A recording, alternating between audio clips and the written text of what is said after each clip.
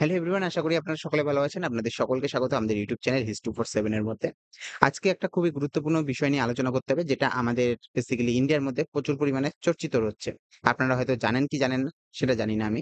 সেক্ষেত্রে সেই জিনিসটা হচ্ছে মাঙ্কি পক্স নিয়ে। মাঙ্কি পক্স ভারতে দেখা মিলেছে। বেশ কিছুদিন ধরে আমরা দেখছিলাম যে ইউরোপের সুইডেনের মধ্যে দেখা যাচ্ছিল, কিংবা হচ্ছে আফ্রিকার কান্ট্রি গুলোর মধ্যে দেখা যাচ্ছিল। এরপরে ওয়ার্ল্ড হেলথ অর্গানাইজেশন যে রয়েছে সে একটা অ্যাডভাইজারি জারি করেছিল যে মাঙ্কি পক্স এর প্রকোপ বাড়ছে। সুতরাং সাবধানে থাকতে হবে।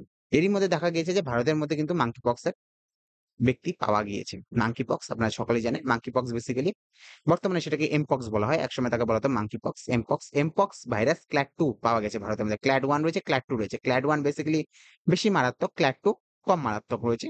সেটা ভারতে পাওয়া গেছে। সেটা আমাদের হেলথ মিনিস্ট্রি জারি করেছে। দ্য হিন্দুর রিপোর্ট আপনারা দেখতে পাচ্ছেন। দ্য হিন্দু একটা বড়সড় চর্চিত একটা নিউজ পেপার। সেখান থেকে সে বলেছে যে ভারতের হেলথ মিনিস্ট্রি জারি করেছে যে ভারতে এমপক্স এর ক্ল্যাড 2 র একজন পেশেন্ট পাওয়া গিয়েছে। তাকে রাখা হয়েছে, আইসোলেট করে রাখা হয়েছে। সকলে সাবধানে থাকবেন। এবার অনেকের মনে প্রশ্ন আসবে, সেই ব্যক্তিটা কোথা থেকে এসেছিল? সেই ব্যক্তিটা কে? সে ব্যক্তিটা কোথায় কাজ করত? সেই ব্যক্তিটা কোন রাজ্যে গিয়েছিল? কোন রাজ্য থেকে ধরা পড়েছে? সরকার এগুলা কিছুই বলেনি। সরকার কিছুই বলেনি যে কোন ব্যক্তি কোথা থেকে এসেছিল, কোন রাজ্যে ধরা পড়েছিল। কারণ একটা আফরাতাফরি লেগে যেত। লোকজন চিল্লাল্লা করা শুরু করে দিত। এ ওকে, ও ওকে, একটা ভুল মিক্স কনসেপশন বানানো যেত। ইউটিউবাররা ভরে, ভরে ভিডিও বানাতো, এই হয়, ওই হয়, এই হয়, ওই হয়। তাই জন্য সরকার কিছু বলেনি। এমপক্স বেরিয়েছে। আমাদের দেশেও পাওয়া গিয়েছে। তাকে ভালোভাবে রাখা হয়েছে, আইসোলেট করে রাখা হয়েছে। সে বিষয়ের উপর চর্চা চলছে। আমরা কোন নাম বলব না, কিছু বলব না। কোথাও কিছু হয়নি। আমরা খুঁজে পাইনি এই পর্যন্ত মানে এখনো পর্যন্ত আমরা খুঁজে পাইনি। আর সরকারও সেটা বলেনি এখন পর্যন্ত। বাহ! এমপক্স কি জিনিস? এবার সকলের মনে আসবে যে এমপক্স কি জিনিস? এমপক্স হচ্ছে একটা ভাইরাস ঘটিত রোগ। একে অপরের থেকে যায়। সংক্রামিত রোগ। মানে আমার হলে আপনার হতে পারে। আমার যদি বডিতে কোনো লালা কিংবা হাঁচি-কাশি এর মাধ্যমে কিন্তু এমপক্স ছড়াতে পারে। হাঁচি-কাশির মাধ্যমে না হলে তরলের মাধ্যমে কিংবা সাথে থাকার মাধ্যমে, মানে ভাইরাস ঘটিত রোগ যেভাবে সংক্রামিত হয়, সেভাবে সংক্রমণ ঘটতে পারে। এমপক্স যে জিনিসটা রয়েছে, প্রথমত এটা বানর থেকে এসেছিল। ওকে? বানর থেকে হিউম্যান টু হিউম্যান ট্রান্সমিট হতে পারে। পশুর থেকে বানরের মধ্যে এসেছিল ১ম এ, এবার মানুষের থেকে মানুষের মধ্যে আসছে। মানে পশুর মধ্যে থেকে বানরের মধ্যে এসেনি। মানে বানর থেকে মানুষের মধ্যে ১ম এ এসেছিল। সে মানব থেকে এখন ধীরে, ধীরে ছড়িয়ে পড়ছে। সংক্রামিত রোগ, সাবধান থাকতে হবে। মানুষের মধ্যে সংক্রামিত হচ্ছে জিনিসটা। ওকে? একসাথে থাকা, বেসিক্যালি এটা যখন অনেকজন একসাথে থাকে তার মধ্যে যদি মানে একটা বিভিন্ন লোক রয়েছে, তার মধ্যে যদি কোনো একটা লোক এই ভাইরাস দ্বারা সংক্রমিত হয়, সে দ্বারা এর থেকে ছড়িয়ে যেতে পারে। Monkey pox. আপনারা বসন্ত দেখেছেন তো? ঠিক এরকমই বসন্ত যেহেতু একটা পক্স বলা হয়, আমরা যাকে আমরা পক্স বলে থাকি, সেটাই হচ্ছে মাঙ্কি পক্স এর মতোই একটা আলাদা। বসন্ত আলাদা, মাঙ্কি পক্স আলাদা। ওকে? এর দ্বারা কি দেখা যায়? বেসিক্যালি এটা কোথায় পাওয়া যায়? দেখুন, এটা নতুন কোনো ভাইরাস না। যেমন আমরা করোনা ভাইরাসকে বলছিলাম যে এটা নতুন একটা ভাইরাস। বাট করোনা ভাইরাস এরকম ভাইরাস না। আমরা মনে করেছিলাম যে চায়না থেকে ভাইরাস এসেছে, চায়নার থেকে এসেছে, কেরালা রাজ্যে ১ম এ ভারতে পেয়ে গেছিল। এরকম কোনো ঘটনা এখনো পর্যন্ত পাওয়া যায়নি। কারণ সরকার বলেইনি কোথা থেকে এসেছে লোকটা। ওকে? এই ভাইরাসটা যে রয়েছে, এই ভাইরাসটা ১ম নয়। ১৯৫৮ সালে এই ভাইরাসটা ১ম দেখা গিয়েছিল।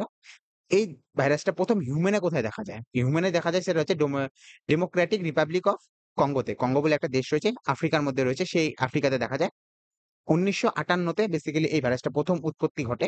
তার ১২ বছর পরে ১৯৭০ সালে কিন্তু বেসিক্যালি এই ভাইরাসটা কঙ্গোতে দেখা যায়। ওকে? অর্থাৎ ডেমোক্রেটিক রিপাবলিক অফ কঙ্গোতে দেখা যায়।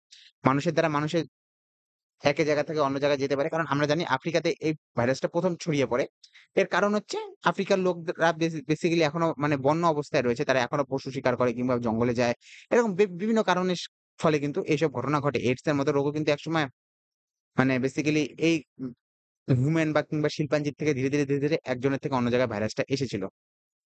সে বিষয়ে নিয়ে কথা বলতে চাই না। যে জিনিসটা হয়, এই রোগটা যখন মানে বেসিক্যালি যার মধ্যে এমপক্স দেখা যায়, তার ক্ষেত্রে কি দেখা যায়? ফিভার দেখা যায়, হেডেক দেখা যায়। ফিভার মানে জ্বর আসবে, মাথা ব্যথা, মাসলের মধ্যে টান অনুভব হবে। এছাড়াও ব্যাক মাসল যে রয়েছে, কোমরে ব্যথা-ট্যাথা দেখা যাবে কিংবা গলায়-টলায় মানে ব্যথা-স্যাথা একটু করবে। এছাড়া দুর্বল মনে হবে। এইসব জিনিসই এর লক্ষণ। এখনো পর্যন্ত পুরোপুরি ছড়িয়ে যায়নি।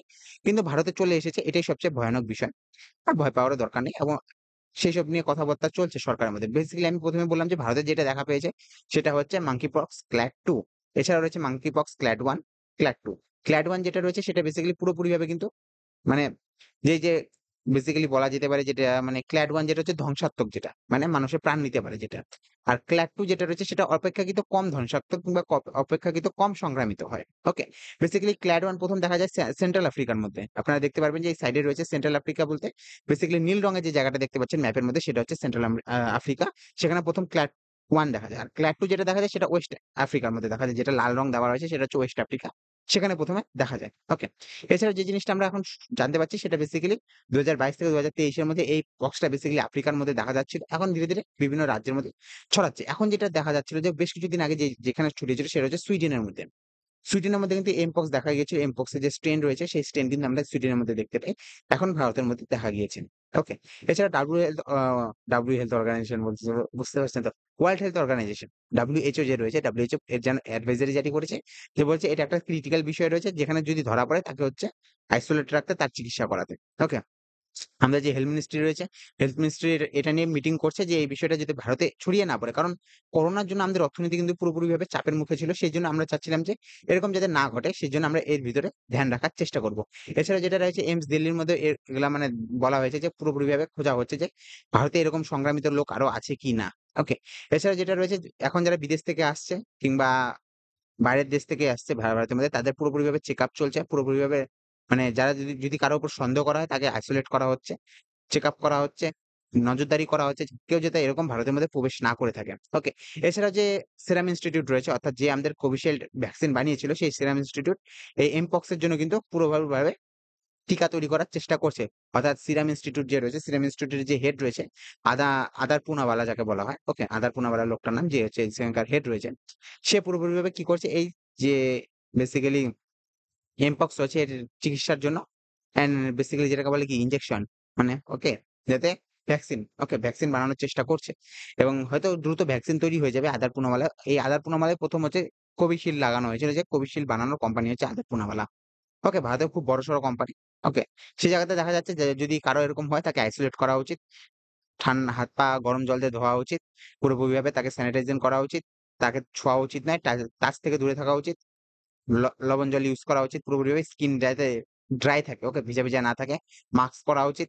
হাত পুরোপুরি ঠিক রাখা উচিত। তার বডিতে সঠিক ট্রিটমেন্ট করা উচিত। এরকমই ঘটনা ঘটা হচ্ছে। যাতে এটা মহামারীর রূপ না নেয়। যেরকম করোনার মহামারীর রূপ নিয়েছিল সেরকম রূপ যাতে না নেওয়া হয় সেক্ষেত্রে একটা নজরদারি চলছে।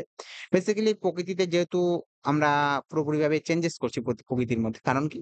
গাছ কাটছি, বিভিন্ন কিছু মানে মাইনিং করছি থেকে শুরু করে মাটির নিচে কি রয়েছে সব জায়গা থেকে মাইনিং থেকে শুরু করে মানে প্রকৃতিকে আমরা টাচ করেছি এবার। ওকে? কারণ কিসি কো ছেড়োগে তো ও নেই ছোড়েগা। ওকে? প্রকৃতিকে যদি ছেড়ার চেষ্টা করো সেক্ষেত্রে কিন্তু ছাড়বে না। আমরা দেখে পেয়েছি, আমরা আগেও দেখতে পেরেছিলাম যেখানে হচ্ছে দাঁড়িয়ে দেখছিলাম যে করোনা ভাইরাসের মতো একটা ভাইরাস এসেছিল। পুরোপুরিভাবে তাবাই সৃষ্টি করে দিয়েছিল। ২ বছর পুরোপুরিভাবে লকডাউনের মধ্যে আমাদের কেটেছে। ১-১.৫ বছর লকডাউনের মধ্যে কেটেছে। আমাদের ইকোনমি ডাউন গিয়েছে। সেই জায়গা থেকে আমরা যে জিনিসটা বলার চেষ্টা করছি মাঙ্কি পক্স থেকে সাবধান হওয়া উচিত। যদি আপনাদের চারপাশে কেউ থাকে, আপনারা পুরোপুরিভাবে স্বাস্থ্যকর্মীদের জানাবেন আপনাদের চারপাশে যারা রয়েছে। কারণ পুরোপুরিভাবে আশাকর্মীদের এলার্ট করে দেওয়া হয়েছে।